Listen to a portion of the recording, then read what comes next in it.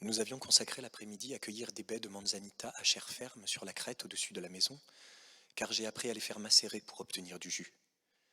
Nous rentrions à la maison, marchant en silence à travers la forêt étouffante, savourant le son mat des sacs de baies dans nos dos et les souffles d'air occasionnels qui venaient nous chatouiller comme une brise fantôme. Je pensais uniquement à ce qui m'obsède en ce moment, comment notre garde-manger se remplit. Je calculais le nombre de bocaux que rapporterait la récolte de haricots, je comptais les repas, je réfléchissais à ce que nous pourrions mettre en conserve ensuite, quand tout à coup Eva a laissé tomber son sac par terre et a filé dans les bois. « Je reviens tout de suite » a-t-elle lancé, en suivant le bruit du ruisseau qui longe notre chemin à cet endroit. « J'ai envie de me rafraîchir. »« Attends-moi » ai-je dit, et j'ai posé mon sac à côté du sien. À cause de la chaleur, le ruisseau n'était guère plus qu'un filet, mais l'eau était comme de la soie froide sur mes pieds nus. Je me suis tenu dans la boue et le gravier qui en tapissaient le lit, et j'ai senti la pression du courant contre mes chevilles, sa fraîcheur remontant le long de mes jambes couvertes de poussière. J'ai oublié de compter les bocaux.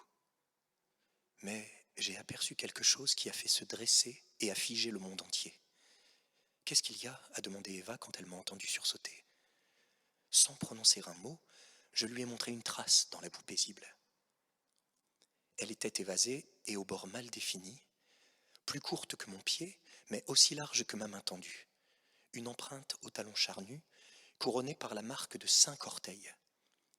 Ma première pensée a été « il est revenu » et je suis resté pétrifié, debout dans ce ruisseau comme un lapin assommé, attendant qu'un ultime coup et un hurlement déchirent l'après-midi. Puis, j'ai vu les traces de griffes dans la boue devant chaque orteil, et j'ai éprouvé une vague de soulagement en me disant qu'aucun humain n'avait laissé cette empreinte. Une seconde plus tard, je me retournai brusquement et écoutais, scrutant la forêt à l'affût du prochain danger qu'elle abritait. La forêt n'avait pas changé. Elle était aussi calme et impénétrable qu'une minute auparavant. Seuls nous avions changé. « Un ours » a murmuré Eva.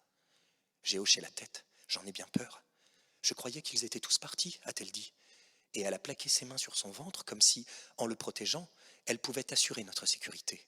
Je croyais que les ours étaient partis à l'arrivée des colons. J'imagine qu'ils sont revenus, ai-je répondu en me relevant pour me sauver. Qu'y a-t-il de pire ? Me suis-je demandé tandis que nous courions vers la maison avec nos sacs de baies qui cognaient dans nos dos. Un ours ou un homme ?